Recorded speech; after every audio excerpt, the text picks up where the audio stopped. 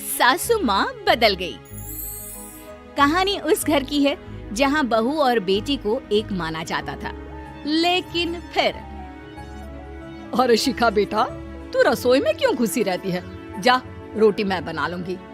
नहीं नहीं माँ जी, आप बैठिए, बस सारा खाना बन ही गया है। श्वेता को बोल देती हूँ, वो खाना लगा देगी सबका। सॉरी भाभी, मेरे पास वक्त नहीं है। माँ, मुझे पैसे देना, पार्लर जाना है। हाँ हाँ चली जाना, भाभी को भी ले जाना। वो भी जाने को बोल रही थी पार्लर, पर पहले ना मदद कर दे उसके खाना लगाने में। देख माँ, वो बहू है, उसे बहू रहने देना, इतना सर पर मत चढ़ा भाभी को। श्वेता, ज्यादा मत बोला कर। बहू और बेटी में कोई फर्क नहीं होता है। जा जाकर काम कर। ननद को माँ का भाभी से इस तरह प्यार करना बिल्कुल अच्छा नहीं लगता।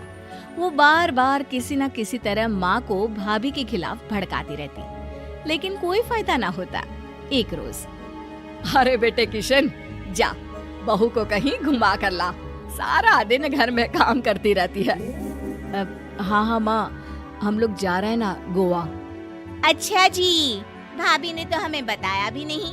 वैसे तो सारी पंचायत करती है, ये गोवा वाली बात क्यों छुपा गई हमसे? अरे क्योंकि उसे खुद नहीं पता था बहन। मुझे टिकट सस्ती मिल रही थी तो मैंने बुक कर दिया। हाँ शिखा, पैकिंग कर ले, संडे हम जा रहे हैं गोवा। दोपहर में शिखा पैकिंग कर रही थी कि सास आ जाती है। ये क्या बहू, साड़ियाँ? अरे गोवा जा रही है घूमने या फिर शादी में मायके हैं? माँ जी, ऐसा कुछ है ही नहीं, समझ में नहीं आ रहा क्या रखूं कपड़े में। अरे तेरी और श्वेता की साइज तो एक ही है, उसके कुछ मॉडर्न कपड़े ले ले, आकर लौटा देना। हाँ माँ जी, ये ठीक रहेगा। शिखा श्वेता के पास जाती है और उससे कपड़े मांगती है। ना जी ना, मैं अपने कपड़े ना दूं, वैसे भी फैल जाएंगे मेरे कपड़े, बहुत महंगे वाले हैं।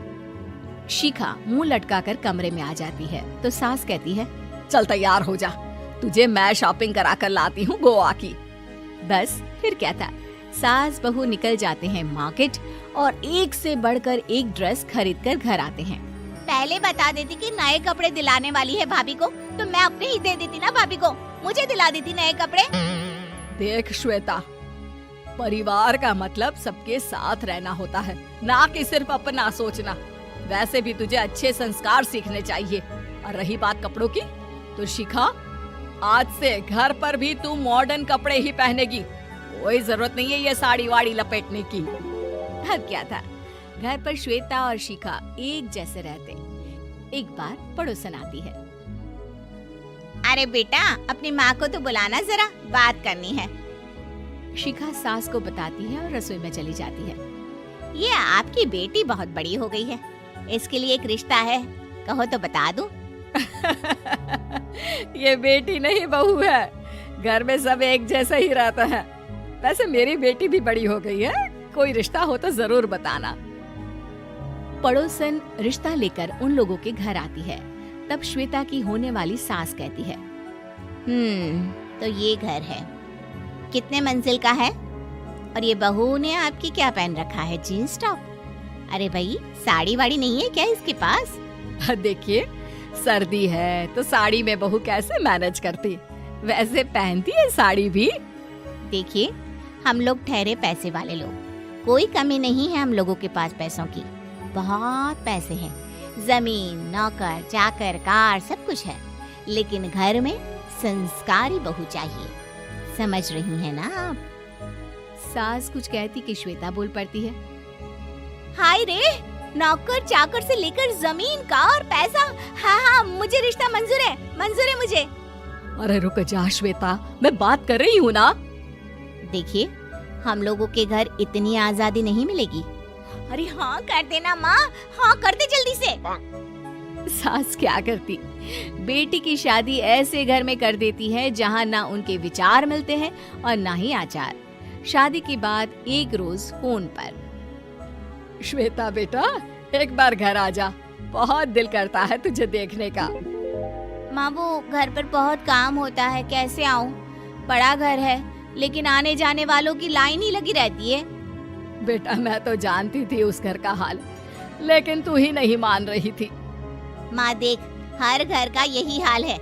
तेरी बेटी को यहाँ घूंघट हटाने की परमिशन नहीं है और एक तरफ भाभी स्कर्ट पहनकर घूम रही है। बेटा मुझे क्या पता था कि मेरी बेटी को ससुराल के नाम पर पिंजरा मिल जाएगा। अच्छा माँ, फोन रखती हूँ, सास को गर्मा गर्म रोटी खिलानी है। तुम लोगों की तरह नहीं कि एक रोटी बनाओ, एक सब्जी बनाओ, फिर सारा दिन फ्री होकर घूमो। सास फोन तो रख देती है, लेकिन सोच में पड़ जाती है कि एक तरफ बेटी जिसे कोई आजादी नहीं, वहीं दूसरी तरफ बहू जिसे देखकर लगता ही नहीं कि उसकी शादी भी हुई है। अगले रोज। शिखा, अरे ओ शिखा। हाँ माँ, क्या हुआ? कुछ चाहिए आपको? मैं जिम जा रही थी। जिम के कपड़ों में बहू को देखकर सास को घूंघट में अपनी बेटी का ख्याल आता है। देख बहू, घर में बहू की तरह रहा कर। इतने टाइट कपड़े पहनकर जिम जाना पसंद नहीं मुझे। जा जाकर रोटी बना। रोटी? माँ अभी तो शाम के 6 बजे हैं, इस वक्त रोटी? अब क्या मेरे खाने पीने पर भी पहरा है? अरे जब मर्जी तब मैं अपने घर में खा भी नहीं सकती क्या? बहू को अजीब लगता है। वो समझ नहीं पाती कि जो सास कल तक इतनी सपोर्टिव थी, उन्हें अचानक से क्या हो गया। वो किचन में जाती है, गरम रोटी के साथ 2 तरह की सब्जी, रायता, सलाद सब लेकर सास के पास आती है। माँ जी, खाना। इतना सारा खाना? राक्षस समझा है क्या मुझे? रोटी मांगी थी मैंने गर्मा गर्म बस। पर माँ जी, रोटी खाती किससे आप? सब्जी तो बनानी थी ना। अरे भूख मर गई मेरी तेरी बहस से। जा जाकर काम कर, अंदर पूरी रसोई साफ कर। बहू अंदर चली जाती है। थोड़ी देर में श्वेता घर आती है। अरे शिखा, जल्दी से चाय ला, पकवान बना, मेरी बेटी आई है। अरे नहीं नहीं माँ, ड्राइवर बाहर खड़ा है।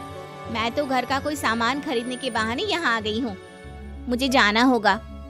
अरे बेटा, पर कितने दिनों बाद देख रही हूँ तुझे, रहने आ जाना 2-4 दिन के लिए। आ जाऊंगी माँ, जब मेरी सास मरेगी तब। मैं तो रोज मन्नत मानती हूँ कि मेरी सास मर जाए तो अच्छा है। अच्छा चल, जा रही हूँ माँ। हे भगवान, कैसे कैसे दिन देखने पड़ रहे हैं मेरी बेटी को।